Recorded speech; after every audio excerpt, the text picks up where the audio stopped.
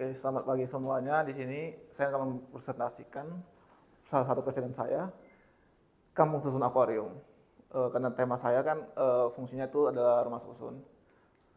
Nah, di sini lokasi dan konteksnya itu rumah susun itu terletak pada daerah maritim dan perkotaan bersejarah, di mana di situ ada Museum Bahari dan dulunya ini merupakan sebuah laboratorium akuarium di daerah dekat kota tua tersebut. Nah, di sini juga dirancang untuk penataan dan pemadatan kawasan kota tanpa memindahkan penghuni.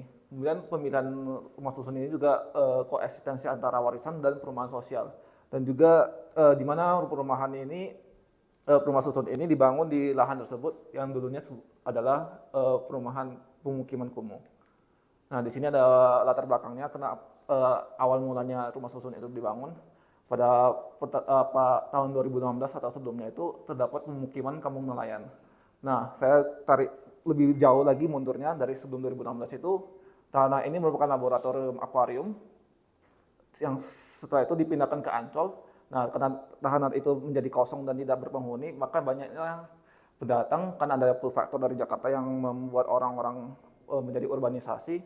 Nah, di situ banyaklah pemukiman-pemukiman liar yang tumbuh di tanah tersebut. Nah, kemudian pada tahun 2016 terjadinya pergusuran oleh Pemprov DKI Jakarta di masa Basuki Cahayapurnama. Dan kemudian pada 2016-2017 itu di mana setelah digusur itu banyak pemukiman atau banyak penduduk yang masih ingin bertahan di tempat tersebut, sehingga dibangunlah kayak pemukiman pemukiman yang sementara atau yang seperti yang di sini. Dia kayak bedeng gitu. Nah, di sini ada beberapa warga yang tetap tinggal di lokasi dalam hunian darurat. Dan kemudian kampung menjadi simbol perjuangan atas kota, right to the city. Nah, di sini pada tahun 2017 ada perubahan kebijakan di mana Pak Anies Baswedan memulai program penataan kampung membangun tanpa menggusur. Jadinya ya rusun ini dibangun di lokasi yang dulunya si pemukiman kumuh ini tanpa merelokasi ke tempat lain. Kemudian pada 2018 atau 2022 dibangun kembali si rusun ini dengan pendekatan partisipatif dan in situ atau tetap di lokasi. Jadi si rusun ini itu menginkludkan atau membawa masyarakat untuk partisipasi dalam mendesain si hunian ini tuh. Next. Nah, di sini ada formalisasi spasial dari yang pemukiman-pemukiman kumuh ini yang tidak ada grid, tadi dia terbentuk secara organik. Dan juga ini yang setelah didesain menjadi sebuah kampung susun. Jadi di sini terdiri dari 5 unit. Dan ini menjadi ruang yang terencana. Di sini kampung lama itu jalur pergerakannya itu bersifat non-linear sehingga banyak perjalanan spontan. Dan kemudian setelah menjadi rusun baru, jalur pergerakan menjadi linear dan vertikal. Sehingga titik konfliknya itu bergeser dari gang, dari aktivitas yang tersebar dari setiap tempat menjadi ke area hubungan vertikal dengan tangga atas lasar. Dan dari transisi ke sistem modular, menciptakan ketertiban fisik namun memicu perebutan ruang pada jalur sirkulasi yang kini harus memikul beban aktivitas sosial kampung lama. Nanti dijelaskan di selanjutnya. Nah, di sini karena ada pekerja-pekerja dari pemukiman sebelumnya atau perkampungan sebelumnya, ada yang berupa nelayan. Di sini ada bentrokan antara sirkulasi logistiknya, yaitu nelayan-nelayan yang dari dermaga, yang dari kapal. Setelah mereka pulang itu, karena ini kampung susunnya udah ditata sedemikian rupa dengan ada taman-taman yang di tengah-tengah ini menghubungkan setiap kampung susun unitnya. Nah, di sini aktivitas pengangkutan logistik itu yang bersifat berat dan basah dan juga kotor ya. Nah, di sini mereka harus ke kampung susun itu melewati si taman-taman yang udah tertata rapi dan bersih ini. Sehingga titik konflik tersebut yaitu mereka harus melewati daerah tersebut yang berbentrokan dengan jalur sirkulasi pengunjung dan area santai warga yang didesain sebagai ruang publik bersih dan estetis. Dan masalahnya itu terjadi benturan antara standar kebersihan ruang publik formal dengan kebutuhan fungsional nelayan. Karena di daerah ini tidak tersedia tempat penyimpanan untuk peralatan-peralatan nelayan yang menghuni di daerah tersebut, sehingga mereka ya harus membawa peralatan tersebut kembali ke rumah susun yang berada di lantai atas atau di lantai satunya. Nah, di sini ada ruang antara serta multifungsinya. Nah, di daerah di sini itu menjadi ruang bersama. Nah, di sini ada aktivitas yaitu pergerakan manusia, sirkulasi linear terhambat oleh aktivitas stasiun warga. Nah, di sini itu ya di sini koridor-koridornya itu rumah susunnya itu berupa kayak split level gitu.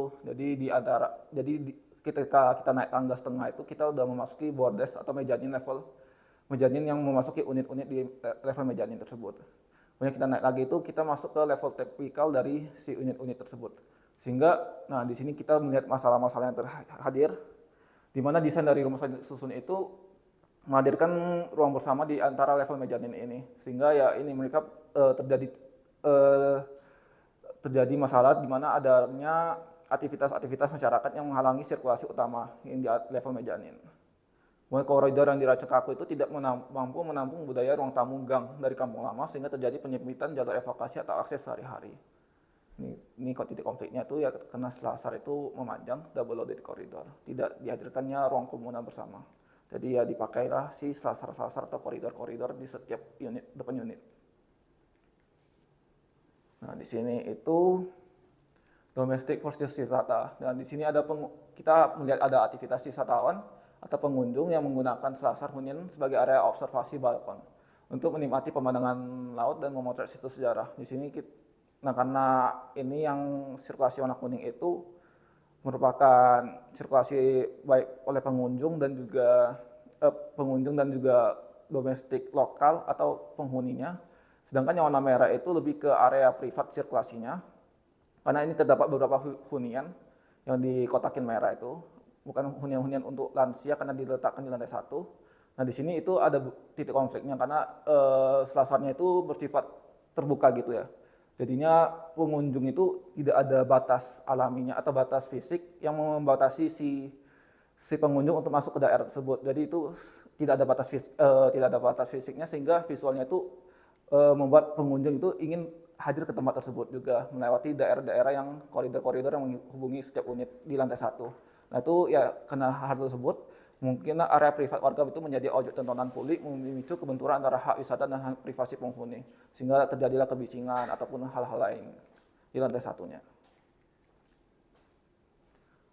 Next di sini ada administrasi pengguna. Tadi ya terdiri dari 3 ya. Ada penghuni domestik, ada nelayan dan wisatawan. Di sini ya penghuni domestik itu bersifat rutin atau linear ya sekitar koridor setiap taman rusun. Dan juga ada kebutuhan spasialnya itu ada privasi dan kontrol, yaitu perlindungan privasi visual dan akustik dari gangguan orang luar. Sedangkan nelayan itu lebih ke logistik dan berat bersifat produktif ya, di mana ada sirkulasi barang-barang dan loading dari dermaga ke hunian membawa beban mesin jarang atau hasil lautnya dengan bergerak pada jam yang tidak umum. Kemudian aksesibilitas teknisnya itu kebutuhannya itu adalah jalur sirkulasi yang lebar, di mana material tahan air dan minim hambatan vertikal atau anak tangga. Kemudian ada wisatawan atau peneliti ya, baik pengunjung dan lain-lainnya, lebih ke bersifat eksploratif dan statis, mempelajari inovasi tipologi kampung vertikal, cenderung berhenti lama di selasar atau tangga untuk dokumentasi dan observasi pandangan laut. Nah, itu kebutuhan spasialnya itu adalah akses informasi dan visual. Jadi ada ruang pengamatan yang arsitektural yang jelas tanpa harus mengintervensi atau menembus batas privasi harian penghuni. Nah, ini ada analisis penggunanya berdasarkan di sini saya bagi menjadi penghuni domestiknya atau lokalnya. Di sini ada lansia, disabilitas, kemudian ada anak-anak dan petugas kebersihan. Di sini ada beberapa di lantai 1-nya itu kena beberapa unit, jadi mereka bisa mengekspor setiap rumah susun. Jadi yang ada kotak-kotak merah itu merupakan unit dari si lansia yang berada di lantai 1. Jadi dominannya itu hanya di lantai 1 untuk lansia dan disabilitas.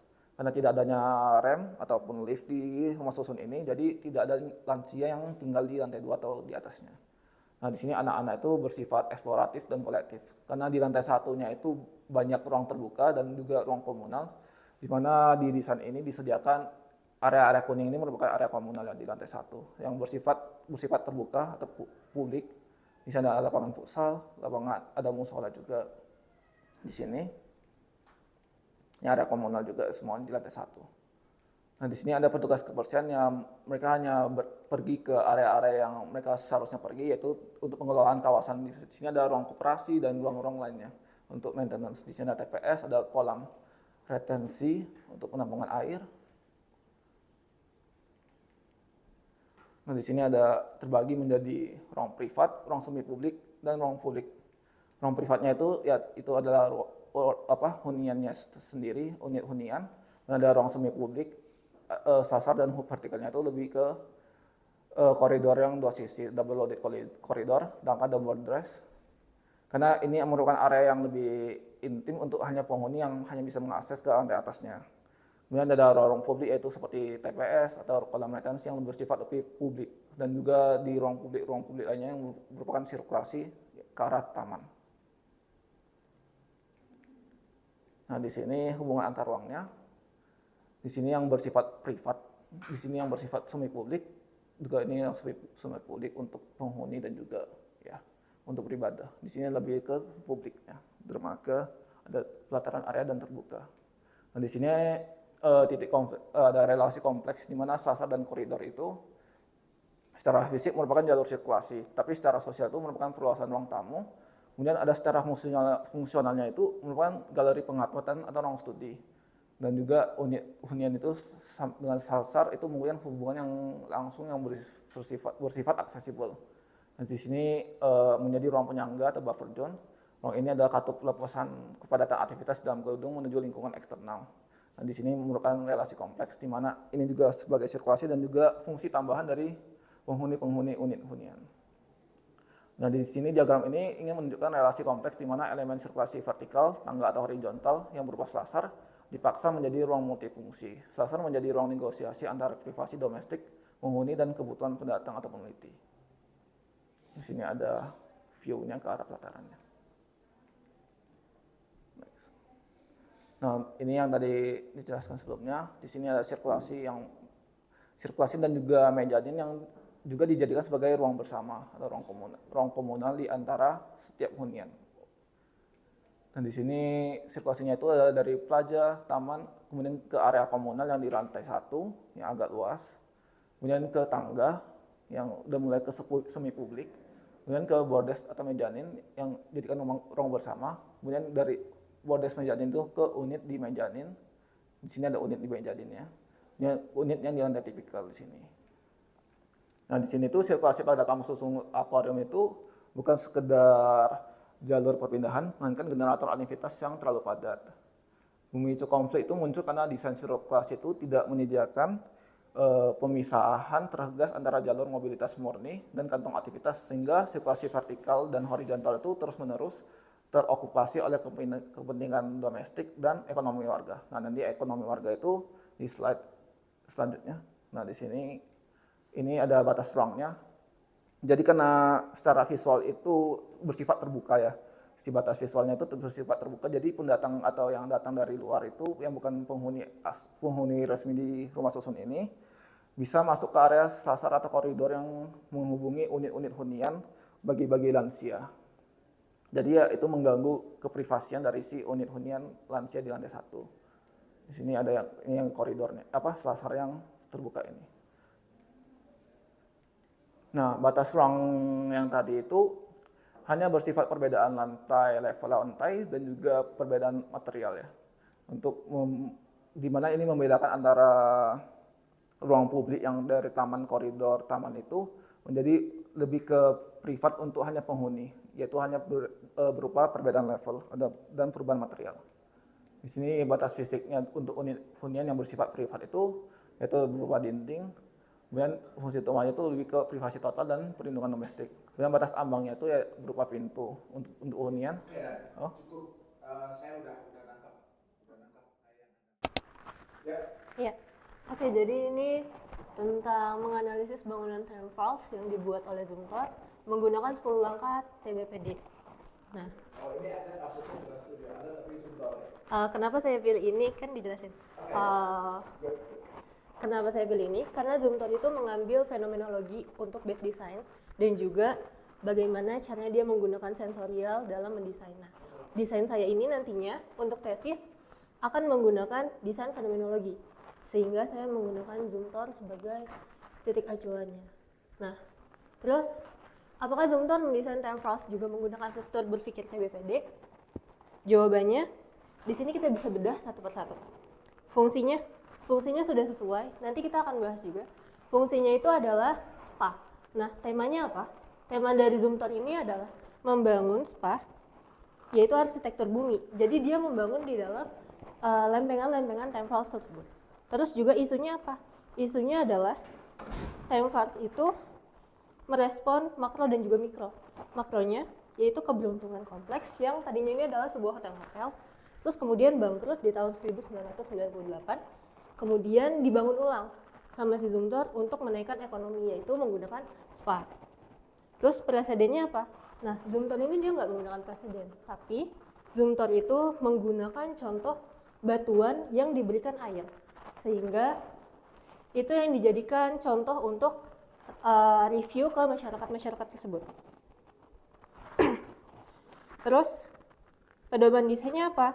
Nah, Zumthor itu mau banget, kekeh banget dia menggunakan batuan-batuan yang ada di area-area Falster Quartz yang itu nggak boleh material sintesis, jadi harus material asli batu lokal.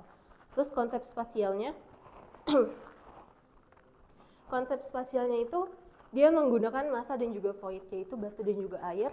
Jadi pola pergerakannya itu adalah meandering, sehingga konsep spasialnya ini mengunci keputusan desain selanjutnya. Nah, yang ke-8 adalah schematic design. Kalau di sini definisi kerja, komposisi massa, lahir, dan konsep. Nah, ini sebenarnya Zumthor udah memikirkan dari awal, yaitu pas presiden kedua itu dia udah menentukan bangunannya ini akan meandering dan segala macam.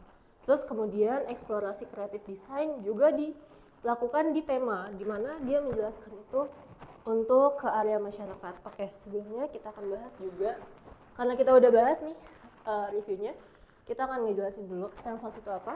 Time-Fast itu adalah fasilitas spa, pemandian. Nah, tadi bisa disebut di sini Zumthor itu menolak fasilitas yang sekedar tempat berenang. Tapi tadi temanya secara implisit bangunan itu sebagai ritual geologis. Nah, ini adalah sejarahnya. Jadi bisa dilihat dari 1960 itu kompleks hotelnya dibangun, terus ini untuk menarik wisatawan. Nah, tapi di tahun 1980 kompleks hotelnya bangkrut, seperti yang saya bilang. Terus kemudian di tahun 1983 pemerintahnya akhirnya membuat ulang, dan akhirnya Zumthor menerima sesuai kompetisi.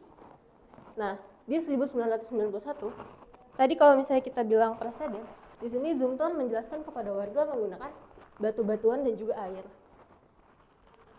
Di 1996 akhirnya Time-Fast mulai dibuka untuk publik, dan 1998 Time-Fast dijadikan sebuah acuan untuk budaya. Nah, ini tadi yang bisa saya sebut. Time-Fast itu tadi kita bilangnya adalah arsitektur bumi. Arsitektur bumi di sini adalah bangunannya berada di dalam lereng, sehingga seakan-akan arsitekturnya adalah alami, batu-batu yang digunakan juga alami. Oke, lanjut.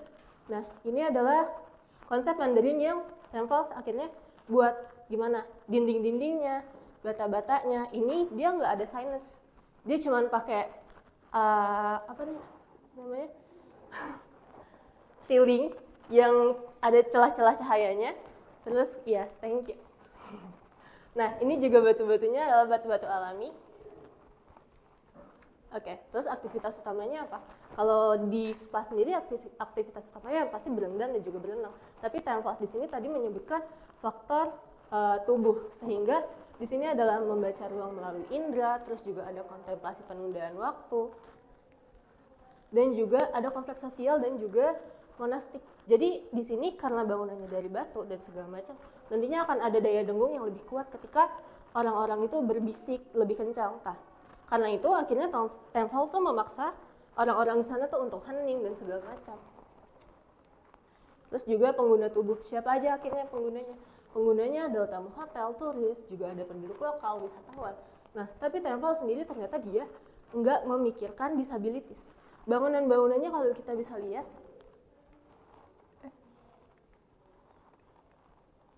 kalau mundur di mana? Ini. Nah, kalau kita bisa lihat di sini, itu ada batu-batu licin dan segala macam, bahkan nggak ada rem dan juga yang lain. Nah, pengguna tubuhnya ini sebenarnya bukan cuma orang, tapi juga tubuh kita sendiri pengguna ruangannya, yaitu orang yang tanpa menggunakan alas kaki, baju dan segala macam, itu kondisinya rentan dan juga terekspos, sehingga akan ada kondisi-kondisi termal tertentu. Sebentar, nanti Diana akan merancang apa? Aku akan merancang masjid menggunakan fenomenologi dan juga audio. Ini kita ngobrol ini dulu, nanti saya jelaskan tentang ini, apa sebenarnya ini, lalu kalau dipakai oleh Jihan boleh. Oke, makasih Pak. Oke, terus selanjutnya ada elemen ruang. Kalau misalnya dilihat secara langsung elemen ruangnya ada banyak, tapi di sini ada beberapa suasana. Jadi kalau yang biru itu adalah suasana yang dingin, terus kalau yang merah itu Saya udah dapat makanan temanya, nanti akan kita obrolin mulai dari Dani, lalu Jihan. Oke, baik. Oke. Selanjutnya Terima kasih banyak. terima kasih. Selamat pagi Pak Purnama Salu dan teman-teman sekalian. Jadi mungkin sekarang saya akan menjelaskan tentang model generatif titik berangkat proposisi desain yang saya temukan dari 2 preseden sebenarnya. Jadi saya mulai dari preseden yang pertama dulu. Presidennya itu adalah NUS School and Design Environment yang ada di Singapura. Kenapa saya mengambil ini? Alasannya karena preseden ini itu sesuai dengan kebutuhan dari studio saya. Karena studio saya itu punya konsep regenerative living lab dan ini lumayan punya keyword yang sama nih, ada net zero emission building, ada school of architecture, karena fungsinya juga sama, school of architecture. Lalu ada living lab dan iklimnya di area iklim tropis. Nah makanya kenapa saya mengambil ini untuk saya bedah dari awal bagaimana cara dia memulai desainnya secara TBPD. Dimulai dari fungsinya. Saya melihat, oke, sebenarnya apa sih yang tujuan fungsi awal yang dia pengen kejar? Fungsi awal yang dia kejar itu pokoknya saya ingin membuat sebuah prototipe berkelanjutan pertama di Singapura dengan fungsi yang berfungsi sebagai sebuah laboratorium hidup gitu. Jadi ada target net zero energy di situ. Aktivitas utamanya fungsinya itu adalah sekolah arsitektur. Di mana ya kita tahu sekolah arsitektur punya fungsi-fungsi yang diutamakan studi desain, ada ruang pekerjaan, ada workshop dan lain-lain. Nah, dari sini muncul konflik, muncul pertanyaan tentang gimana sih cara menggabungkan kebutuhan antara ruang akademik yang dipandang nyaman secara thermal dengan komitmen net zero energy gitu. Nah, dari sini ada muncul sebuah konflik itu yang rasanya dia pengen selesai nih gimana dari segi desain. Nah, saya mencoba untuk analisis dari segi aktivitas apa yang terjadi dari pengunjung publik. Dia membaginya jadi zona publik, ada kafe, perpustakaan, auditorium, ruang pamer, open plaza. Lalu untuk mahasiswanya itu ada zona akademik, ada studio desain, ada workshop, laboratorium riset, dan test bed fasad. Nah, lalu untuk administrasi tentunya ada kantor staf pengajar. Nah, untuk sirkulasinya sendiri, dia itu punya sirkulasi yang unik ya, di mana dia selalu punya area, misalkan seperti yang lantai dasar, dia tuh punya semacam jalan frame merahnya itu sebagai jalan utamanya, lalu nanti ruang-ruangnya tuh terkoneksinya dengan si jalan-jalan itu gitu, ruang-ruangnya itu. Sehingga kalau melihat kita hubungan antar ruangnya itu kayak ada sebuah tulang punggung dari yang merah itu yang menyatukan dengan seluruh area ruang-ruangnya itu. Ini lantai 4-nya. Lalu di sini mungkin saya mencoba untuk membuat matriks relasi ruang untuk bisa membaca lebih baik lagi tentang bagaimana hubungan antar ruang, di mana saya open plaza dan cafe dia punya koneksi yang lebih paling kuat. Terus habis itu ada medium relasi, misalkan seperti studio desain sama open plaza itu harus ada keterbukaan secara visual, tapi mungkin tidak sekuat itu gitu, lalu dan lain-lain. Nah, dari base itulah baru kita beranjak ke arah temanya. Temanya itu dia pengen menciptakan sebuah arsitektur yang incredibly open dan berpori. Nah, dari tema ini dia muncul konsep tentang floating boxes atau platform dan boxes itu. Di mana ada sudut pandang bahwa bangunan efisiensi energi tinggi tidak harus menjadi bangunan yang masif dan tertutup, karena image dari bangunan efisiensi tinggi cenderungnya adalah masif dan tertutup. Bangunan dapat terbuka dan transparan, mengaburkan batas antara dalam dan luar sambil tetap mengurangi permintaan energi secara drastis. Jadi ada analisis konteksnya di sini, di mana tapak berada di atas bukit di sepanjang Clementi Road dengan pantai selatan Singapura dengan vegetasi yang melimpah. Gitu. Nah, kurang lebih ini analisis tapak areanya sedikit. Lalu isu.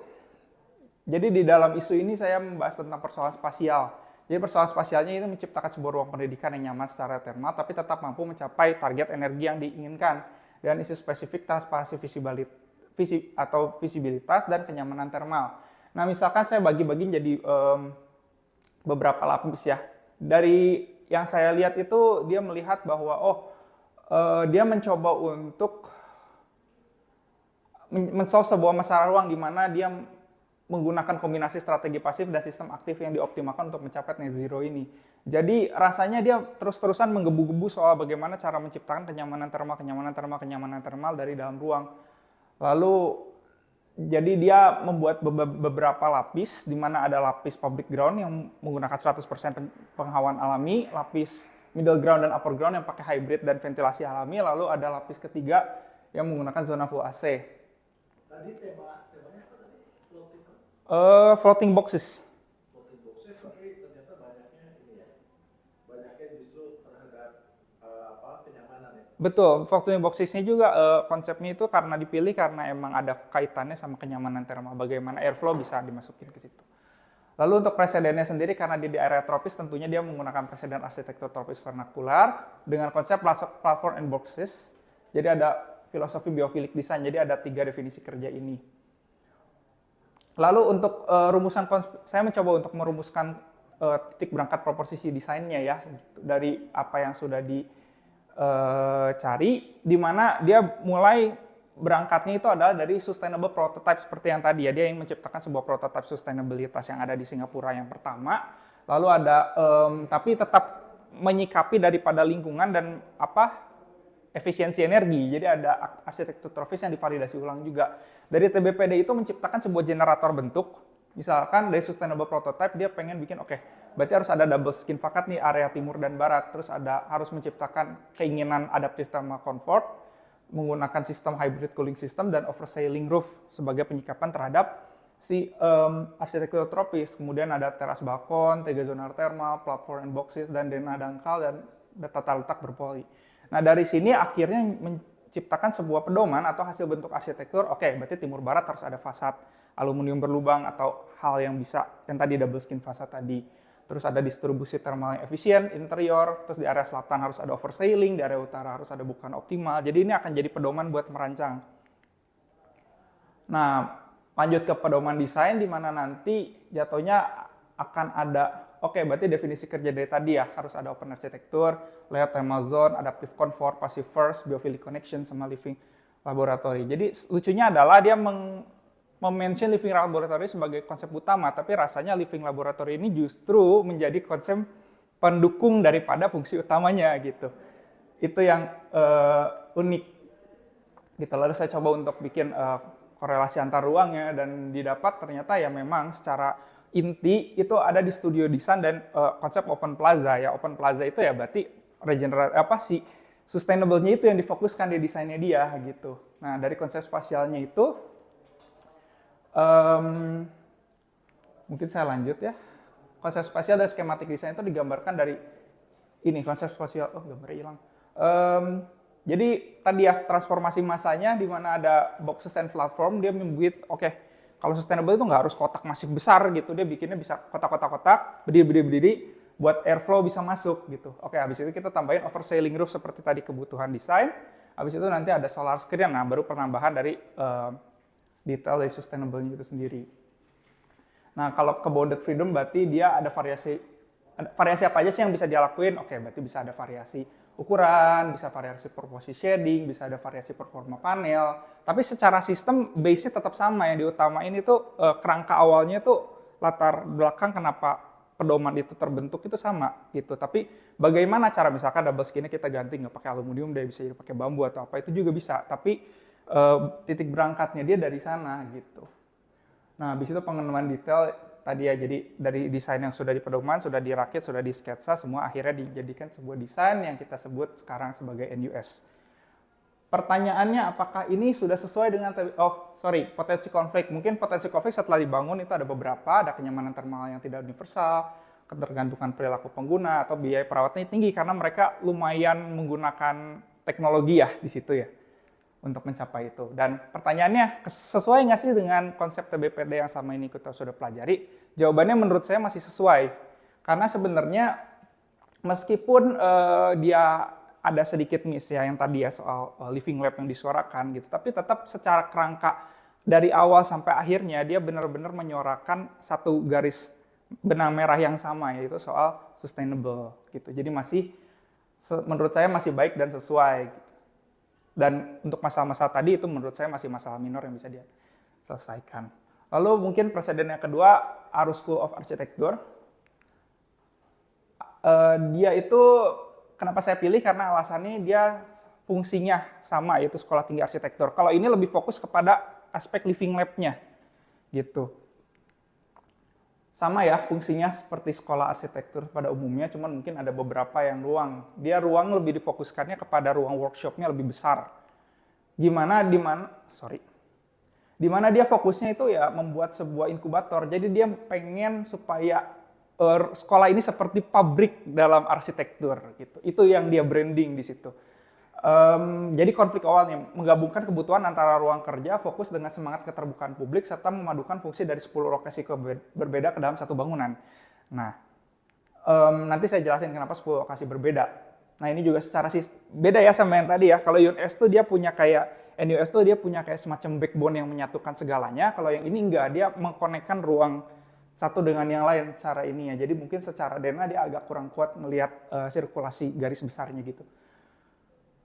Tapi bedanya adalah dia pakai ruang-ruang yang memang diatur sedemikian rupa. Lalu habis itu ada matriks relasi ruangnya sama, kurang lebih saya membagi antara strong relation, medium relation, sama nggak ada relasi. Nah inilah kenapa menggabungkan 10 area. Jadi di area sini, dia itu punya, ada beberapa studio, udah ada 10 bangunan di situ. Dan dia akhirnya, oke kita bikin jadi satu deh di satu bangunan yang sama. Berarti dia harus ada berarti dia lebih kuatnya ke fungsi. Kalau yang tadi lebih kuat ke sustaining, ini jauh lebih kuat ke fungsinya. Karena ada latar belakang sejarah industrinya. Dan sejarah industri daripada kawasan Godsbanen itu adalah dia itu dulunya tempat ini loh, tempat stasiun kereta api loh, banyak area kereta api di situ, banyak buat storage di situ, banyak buat taruh di situ. Dan kalau kita lihat dari segi arsitektur, bentuk-bentuk arsitekturnya juga mungkin ada yang klasik ya, tapi kebanyakan itu lebih industrial ya sifatnya gitu. Jadi dia mau memanfaatkan area lingkungan itu, menyikapi dari tampaknya itu, bagaimana industrial ini bisa diterapkan ke dalam si arus School of Architecture ini. Gitu. Ini mungkin masih ada ya jalur kereta api ya, jalur utama, area taman, analisis tapaknya. Lalu kalau yang tadi itu lapis spasialnya itu berdasarkan kebutuhan akan thermal, kalau ini lapis spasialnya itu balik lagi kebutuhan akan ruang gitu. Yang dia cari itu adalah 3 lapis yang tadi ya. Ada yang pertama, lapis pertama tentang simple building volume, di mana kayaknya kalau misalkan saya pengen membuat sebuah pabrik arsitektur, berarti tandanya pabrik kan image-nya besar, berarti workshop itu harus besar gitu. Gimana sih workshop yang besar dan workshop yang bisa dipakai untuk membuat sebuah prototipe yang 1:1 atau besar gitu. Berarti kalau gitu kita bikin cangkangnya aja yang masif, sedangkan yang dalamnya yang fleksibel. Makanya lapis pertama itu cangkang. Lapis kedua itu adalah factory floor, di mana ruang pabrik itu posisinya harus di paling bawah gitu. Harus karena sifatnya bising, kotor, dan pabrik area jadi posisinya di bawah dan besar gitu. Jadi dia ada lapis bawah nih, lantai dasar sebagai factory floor. Lalu di atas dia menilai sebagai sebuah creative cloud, di mana cloud kan di atas awan. Jadi ruang-ruang kuliah, ruang-ruang kelas, ruang-ruang studio yang sifatnya menciptakan ide dan menciptakan kreasi itu posisi di atas. Jadi nanti sifat si idenya tuh diturunkan ke bawah. Itu prinsip yang ingin dia kejar gitu.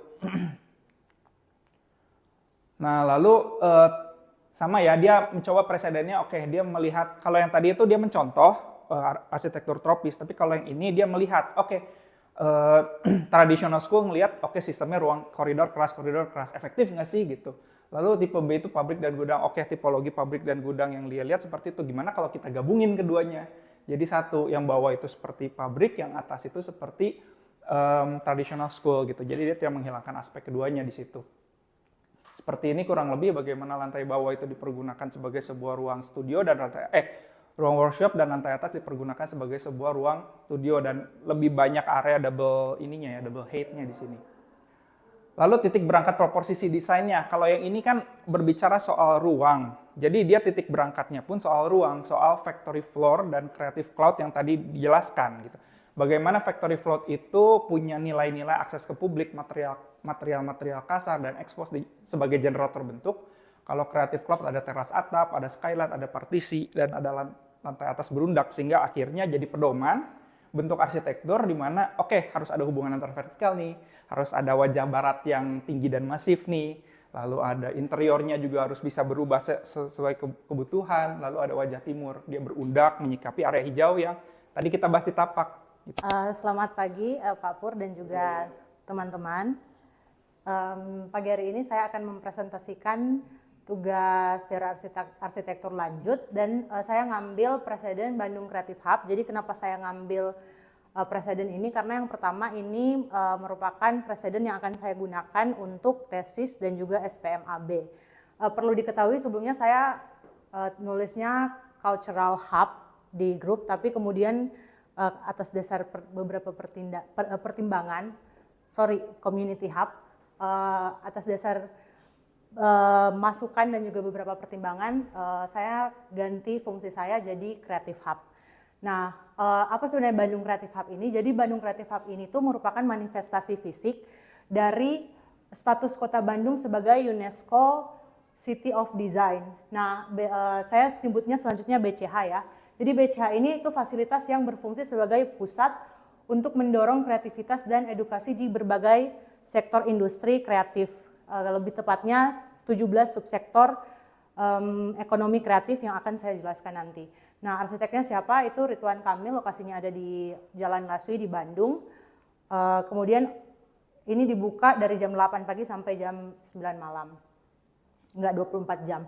Nah, yang pertama saya akan bahas fungsinya, karena tadi dia adalah manifestasi fisik dari Bandung Creative City, jadi otomatis fungsinya adalah pusat kreativitas dan lab inovasi yang terintegrasi untuk mewadahi 17 subsektor ekonomi kreatif. Apa itu 17 subsektor ekonomi kreatif?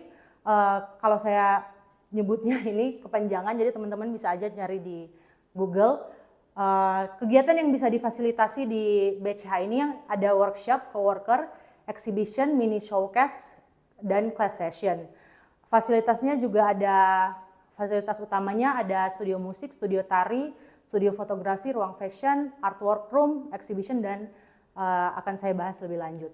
Nah, sebenarnya di sini saya menemukan konflik di bagian fungsinya yang mana kalau misalnya Bandung Creative Hub ini mewadahi 17 subsektor ekonomi kreatif, yang saya dapati pembangunan Bandung Creative Hub ini tidak sepenuhnya memfasilitasi 17 subsektor yang ada di sini gitu.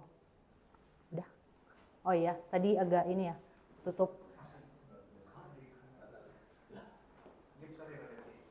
Oh ya. Nah, selanjutnya kita akan bahas alat analisisnya. Ini saya ada alat analisisnya aktivitas, berupa aktivitas. Jadi di BCH ini saya bisa memetakan 3 klaster utama yang saling berhubungan. Aktivitas yang terjadi di lantai 1 itu klaster transaksi, apresiasi, edukasi. Kemudian di lantai 2 semi publiknya klaster ideasi dan manajemen.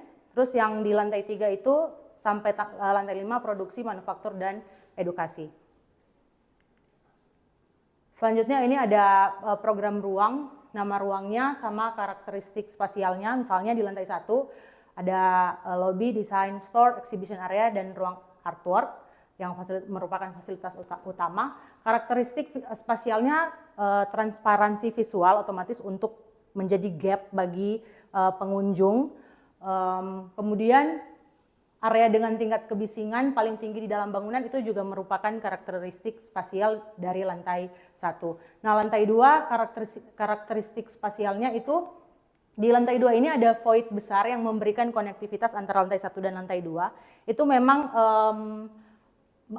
memicu ketertarikan secara visual, tapi secara akustik itu menantang ketenangan perpustakaan karena di lantai 2 ini ada perpustakaan dan juga ada coworking space gitu. Nah, untuk lantai 3 sendiri itu ada studio-studio dan juga radio online. Tepatnya ada studio tari dan studio musik. Di sini karakter spasialnya ini, area ini membutuhkan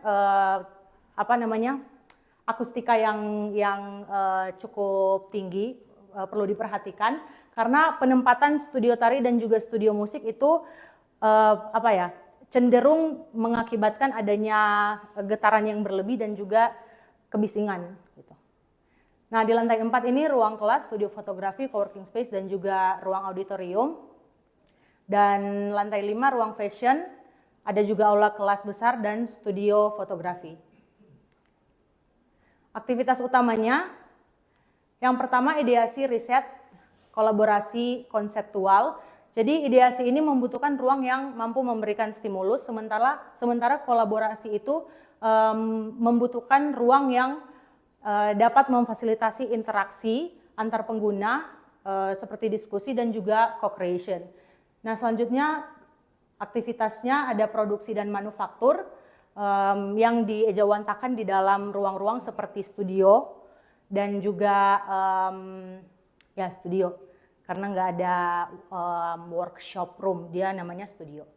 Dan yang ketiga, transaksi apresiasi edukasi. Di mana ini terjadi? Transaksi dan apresiasi itu terjadi di lantai 1 di exhibition area, sementara edukasi itu bisa terjadi juga di daerah area eksibisi, tapi bisa juga terjadi di ruang-ruang kelas dan ruang auditorium. Next, ini potensi konfliknya dari aktivitas utama. Yang pertama, konflik atmosfer, jadi fokus versus exposure. Ideasi atau riset itu kan butuh ketenangan, gitu, kontemplatif dan cenderung minim distraksi. Apalagi kalau misalnya kita lagi baca, gitu. Nah, sementara apresiasi dan transaksi itu cenderung ramai, terbuka dan atraktif. Nah, konfliknya ruang yang terlalu terbuka dan publik itu bisa mengganggu proses kita berpikir, proses kita membaca, dan lain sebagainya. Kemudian konflik akses terbuka versus terbatas, di mana produksi atau manufaktur itu sering butuh kontrol akses, jadi nggak semua bisa akses. Dan for your information, kalau mau sewa ruang di Bandung Creative Hub itu juga harus kayak daftar, jadi emang harus private. Orang yang menggunakan studio room dan fasilitas utama itu biasanya mereka yang sudah mendaftar terlebih dahulu. Nah, sementara edukasi dan apresiasi itu justru mendorong keterbukaan dan transparansi. Nah, di sini pertanyaannya seberapa jauh publik boleh melihat atau masuk ke proses produksi tanpa mengganggu atau membahayakan. Kemudian konflik alur, eksploratif versus efisien. Jadi ideasi dan kolaborasi itu cenderung non-linear, fleksibel, bahkan cenderung chaotic. Sementara produksi itu butuh alur yang jelas, efisien, dan terstruktur. Konfliknya itu ruang yang terlalu bebas bisa mengganggu workflow produksi, sementara ruang yang terlalu rigid itu terkadang membatasi ekspresi kreatif kita atau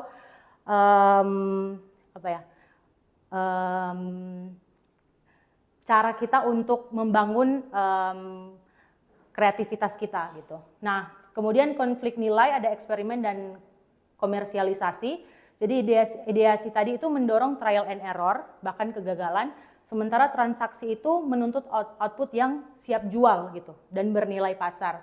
Konfliknya itu tekanan komersial itu bisa membunuh eksperimen. Jadi kayak dikejar-kejar harus perfeksionis gitu. Padahal di sini di ideasi itu mendorong trial and error.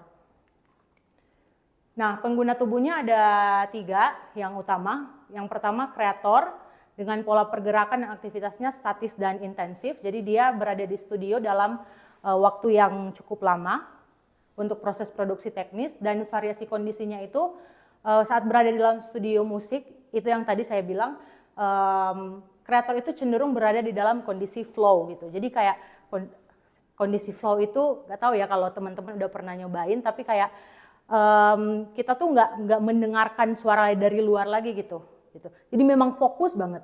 Nah, cuman masalahnya adalah ketika di dalam kondisi flow itu, kecenderungan kita untuk terganggu terhadap getaran dan juga suara ya dari luar itu juga rentan gitu. Yang mana ini membutuhkan isolasi audial untuk memproduksi karya. Nah, kemudian ada public visitor, ini umum atau wisatawan. Pola pergerakan dan aktivitasnya itu dinamis dan apresiatif. Jadi dia bergerak mengikuti alur yang ada dan berhenti di titik-titik display karya. Variasi kondisinya ada kondisi apresiatif statis, jadi pengunjung cenderung bergerak lambat, kemudian berhenti secara periodik untuk mengamati, kayak misalnya lagi di exhibition gitu, untuk mengamati suatu karya. Nah, kondisi partisipatif eventnya, pengunjung berada dalam kondisi statis massal untuk waktu 1-2 jam, kalau misalnya mereka ngikutin kelas ataupun workshop, tukar ilmu, transfer ilmu gitu. Nah, yang ketiga ada pelajar dan mahasiswa, pola pergerakan dan aktivitasnya itu kolaboratif informal, jadi mereka bergerak antar ruang kelas dan juga area komunal.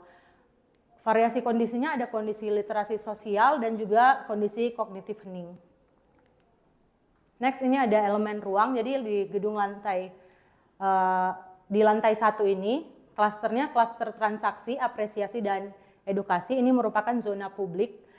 Jadi kenapa ini transaksi, apresiasi, dan edukasi? Karena di lantai 1 ini memang diperuntukkan untuk ruang-ruang seperti design store, exhibition area, kemudian ruang artwork.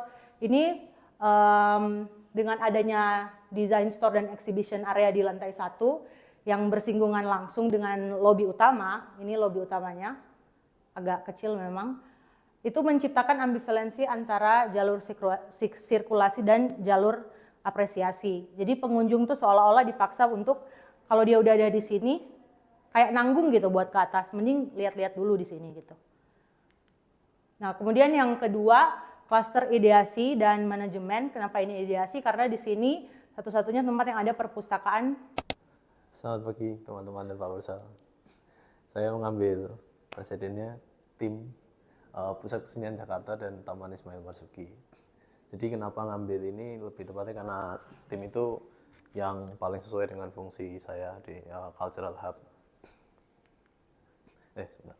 Jadi ini arsiteknya Andra Martin, lokasinya di Cikini, Jakarta Pusat. Fungsinya Cultural Hub, dia bangunan revitalisasi, jadi ada fungsi yang udah ada sama dia menambahkan fungsi baru. Jadi dia jadinya di tahun 2022. Jadi kalau kilas baliknya awal di tahun 1864 ya awalnya kebun binatang Raden Saleh, yang kemudian beberapa tahun kemudian dikelola oleh Perhimpunan Penyayang Flora dan Fauna. Lalu di tahun 1960 kebun binatangnya dipindahkan ke Ragunan. Jadi di Jakarta ini tuh, di Cikini itu ada lahan kosong sekitar 7,2 hektar. Lalu di tahun 1968, 8 tahun kemudian, Gubernur Jakarta Ali Sadikin meresmikan PKJ, Pusat Kesenian Jakarta. Terus namanya itu Taman Ismail Marzuki karena untuk menghormati komponis besar Ismail Marzuki. Lalu di antara tahun 1968 sampai 1970, IKJ juga berdiri.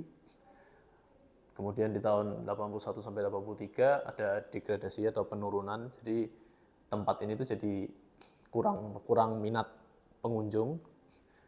Dan kemudian di tahun 2019 sampai 2022 di tahun 2019 sampai 2022 itu diputuskan untuk direvitalisasi, yang dipilih adalah Andra Martin. Jadi di fungsi-fungsi yang ada sekarang itu ada Gedung Ali Sadikin, Gedung Panjang, Gedung Baru. Intinya yang di Gedung Ali Sadikin itu fungsinya lebih ke yang buat masyarakat awam, masyarakat umum. Terus ada planetarium. Ini ngambilnya berdasarkan gedungnya karena fungsinya banyak, dipisah-pisah berdasarkan gedung. Jadi ada Gedung Ali Sadikin, Gedung Planetarium Observatorium, lalu ada Geraha Bakti Budaya, Teater Jakarta, Pusat Perfilman, Galeri Cipta, kawasan IKJ, masjid, sama gedung parkir taman.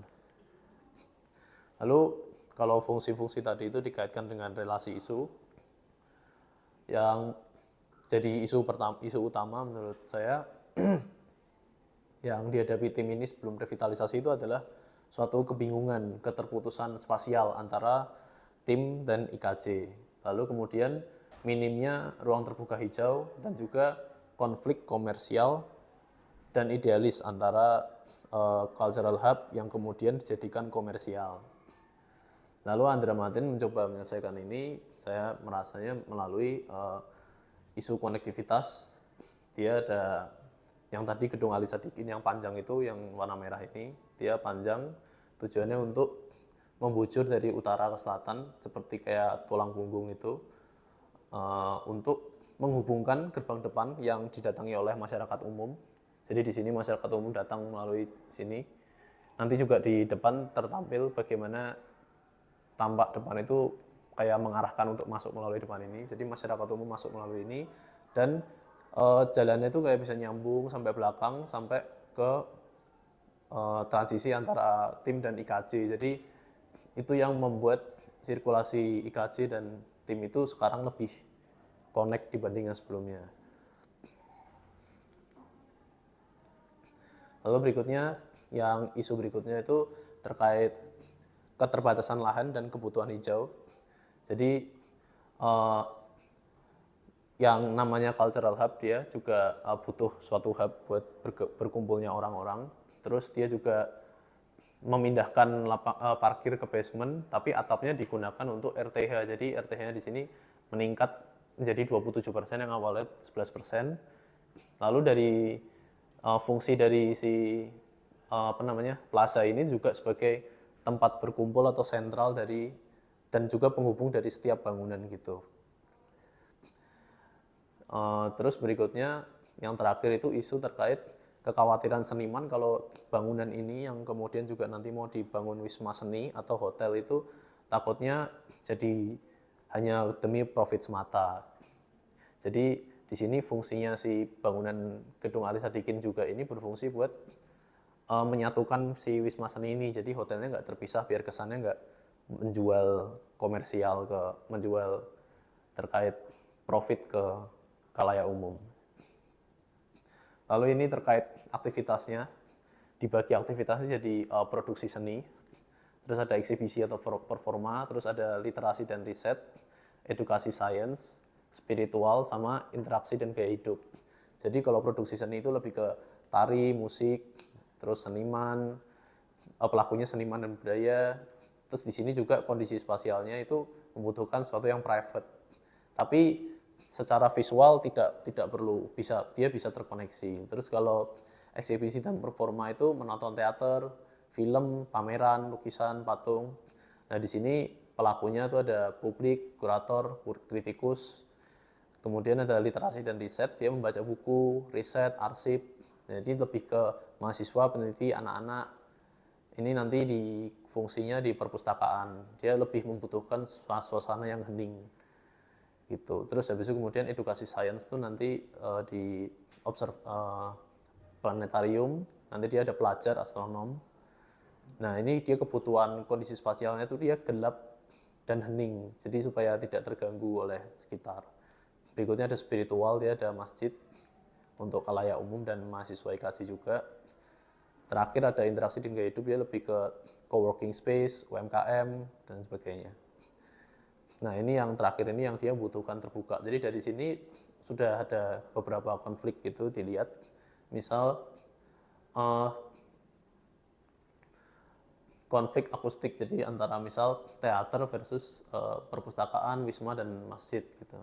Jadi kalau yang ramai itu saya ngambilnya produk seni, eksibisi, UMKM, co-working, sedangkan yang hening itu yang dibutuhkan itu adalah perpustakaan, masjid dan planetarium.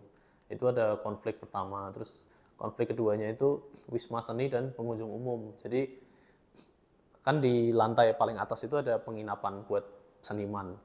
Nah jadi takutnya itu konflik yang terbaca itu ada tumpang tindih antara sirkulasinya.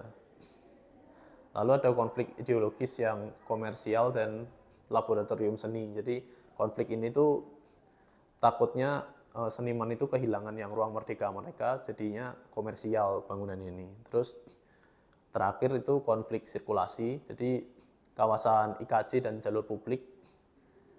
Selama ini sebelum direvitalisasi ini tuh IKJ jadi terisolasi, jadi orang nggak bisa ke sana atau kesannya orang tidak bisa ke sana kesannya. Nah sekarang tuh terbuka koneksinya, jadi orang bisa saling berhubungan. Tetapi di sini muncul potensi, meskipun dibutuhkan hubungan antara IKJ dan tim di depan untuk masyarakat umum, tetap untuk pembelajaran mahasiswa dan sebagainya itu membutuhkan ada sebatas-batasan gitu. Jadi takut terganggu di situ juga. Nah ini fungsi utamanya secara singkatnya. Next dulu aja. Nah dari fungsi-fungsi tadi itu ada peran dari masing-masing fungsi, itu ada peran ruangnya. Misal peran pertama itu peran sebagai pemecah fragmentasi lahan antara IKJ dan tim. Jadi yang tadi sudah dibahas fungsi perpustakaan atau lebih tepatnya gedung Oke, selamat pagi. Jadi saya ngambil presidennya itu Shell.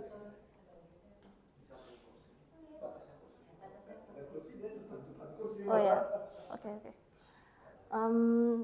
Presidennya ngambil shelter for Masih domestic violence masih. iya, korban kekerasan rumah tangga. Dong, pertanyaan saya kalau domestic violence untuk skala studio Anda yang harus berapa? 10.000 atau 5.000 per studi? Minimal 4.000. Minimal 4.000 kan ya? Minimal 4.000 itu cukup ya? Cukup sih. Oke. Kalau jangan sampai Anda nanti pusing. Fungsinya apa lagi yang harus saya masukin gitu ya.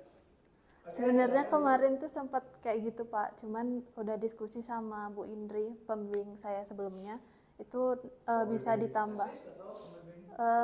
Kemarin SPMA A, Oh, oke. ditambahin pelatihan gitu, jadi bisa buat Tapi nanti belajar. bukan judulnya bukan domestic tadi violence tadi ya, tapi pusat pelatihan dan penyuluhan gitu ya. Karena harus jelas intinya apa gitu.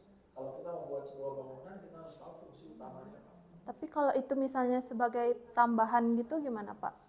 Ya itu kan tambahan. Tambahannya nggak boleh lebih gede daripada utamanya.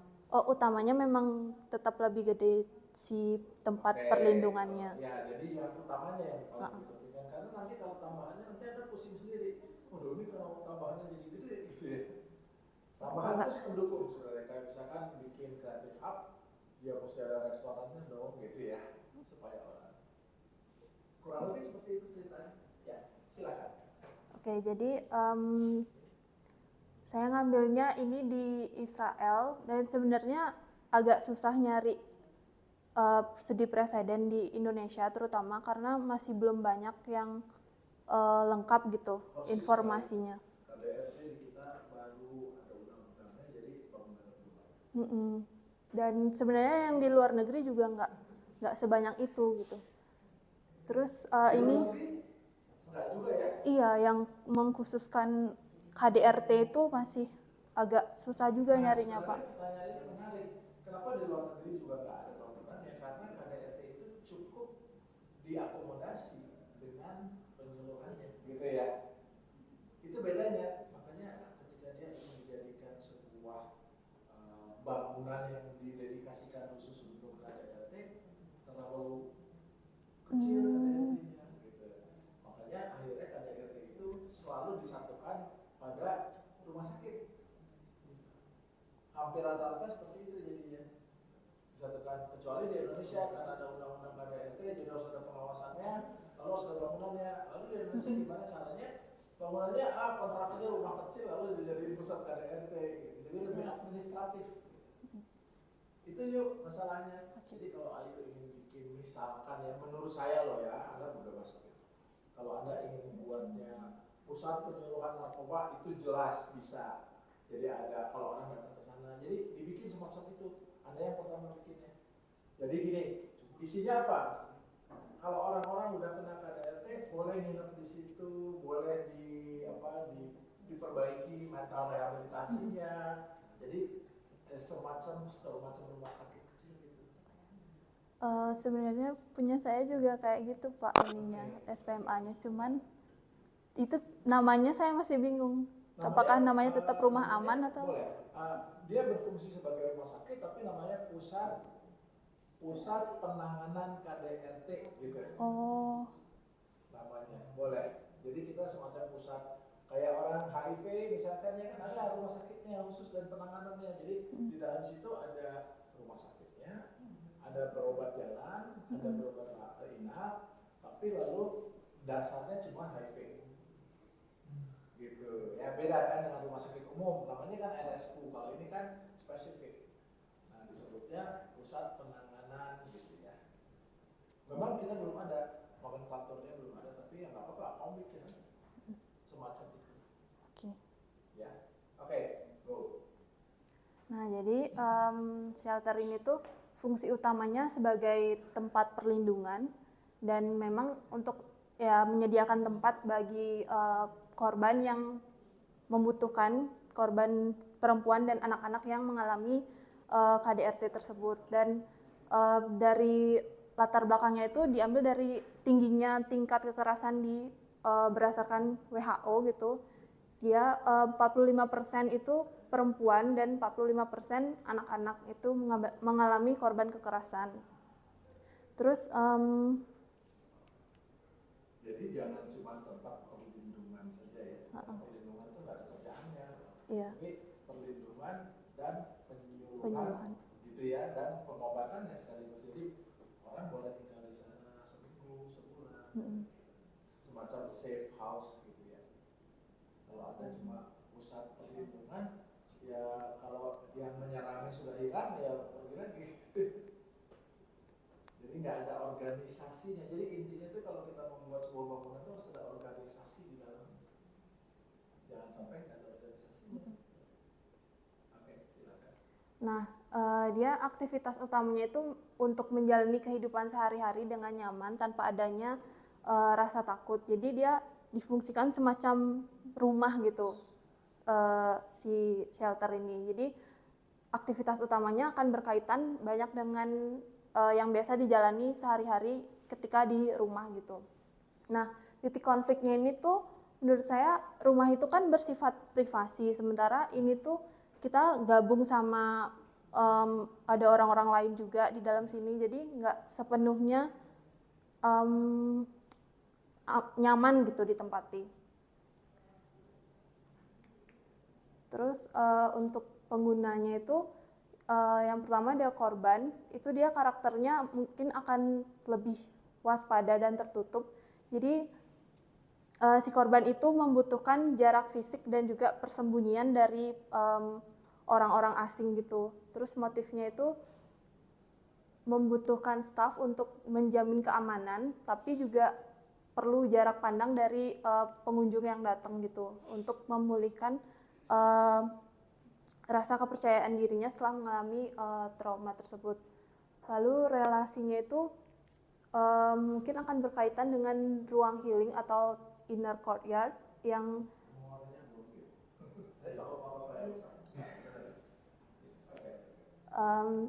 jadi ya, terus yang kedua ada staff. Ini salah satu penting juga, itu dia karakternya otoritatif dan juga siaga, jadi bergerak aktif untuk memantau dan hadir, tapi nggak mengintimidasi bagi si korban. Terus motifnya itu dia membutuhkan keterbukaan korban untuk proses pemulihan dan membutuhkan kendali penuh atas gerak-gerik pengunjung. Jadi dia yang mengelola si shelter ini. Terus yang ketiga ada pengunjung. Jadi dia lebih terbatas dan juga diawasi pergerakannya. Terus motifnya itu membutuhkan akses komunikasi ke korban, tapi juga mesti verifikasi sama staffnya gitu. Dan relasi sama ruangnya mungkin ruang kunjungan atau lobby.